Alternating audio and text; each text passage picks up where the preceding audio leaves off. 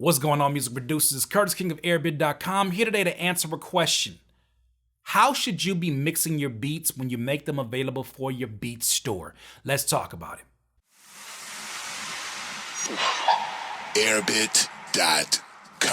Music producers, you have just finished your latest banger. You are ready for that thing to get out there into the public. You can't wait for rappers to hear it, but hold your brakes. Have you ever stopped for a second and asked yourself, how should I be mixing these beats for somebody who's going to have to rap over them? How should I actually present this? Should I be leaving something like they call headroom? You know, for those of you that don't understand that, headroom is literally, you know, the space that you leave between the 0 decibel meter, right? And whatever space you leave below that, not above it, because above it is distortion, it goes to red, but below that leveling line of 0, that's the amount of volume that you turn your beat down, basically, or turn the sounds down, and they're all reaching a certain threshold. So if it's -3 decibels, then this is the line, then it's hitting like right here. If it's -6, then it's probably hitting right here. So typically what I've seen and what I actually do, I like to leave about -3 to about -5, 6 decibels of headspace, depending on the style of beat. I like to leave that because here's the thing, when rappers go to listen to your beats on your websites, and this is why it's such a difficult question sometimes for people to answer, is because when people go to your website, they're hearing the potential of what that song could be. They're hearing the potential of what that beat can be. So if they're listening to the potential of it, they want to get a little bit of a balance of this beat bangs, but at the same time, I can see where me, the instrument, the rapper, where I need to add my particular instrument to this beat. So here's the thing about it. I think this is more so a question about headroom, which you definitely want to leave you want to leave at least 3 decibels of headroom as your final, you know, mix that you put out there, so that when somebody cranks that up, they can say, okay, I can add vocals to it and crank it up beyond that, because everybody doesn't have an engineer. You know, if everybody had a great engineer, we have to worry about that. Somebody would figure out how to tailor it around the way that you like to mix your beats without headroom. That's fine. But in this case, you know, a lot of people don't. So here's the thing about it. Have you ever had someone buy a beat of yours and say you cranked it up and it's like, you know, up to the 0 or even beyond the 0, which I hope not. It's just cranked up beyond the decibel, and then somebody's rapping over it and it sounds like they basically just pushed all the life out of your beat so they can fit their vocals on top of it. Why? Because your beat was too loud. And I'm telling you from experience, because I've been in that boat where my beats were way too loud, because, you know, what I really understood was that I was auditioning my beats. I was auditioning my beats to other producers. I don't know why.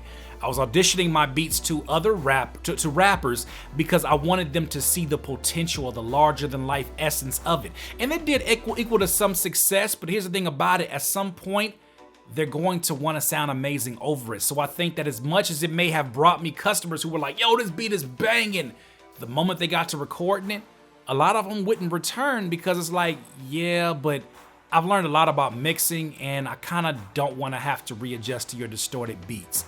Your beats are dope and all that, but maybe I need to either get the track outs or you just need to turn stuff down. So here's the thing about it. Stop trying to steal the show by auditioning your beat for, you know, a beat showcase. That's not what this is for. This is for the marketplace. This is also too to the point where, you know, nobody wants to have a project. You think about the rapper. Nobody wants to have a project where, you know, they have 10 songs and all of them are kind of hitting a certain threshold, a certain vibe, and then here comes your beat just blaring all over the place.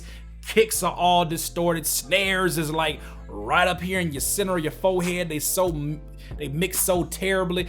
Nobody wants that beat. You don't want that beat to stand out. You'll end up always being someone's either intro or outro, because you kind of get a little more leeway when you're trying to set the tone or end the project on a certain note. But for the sake of mixing, I think that it's important for you to leave some headroom.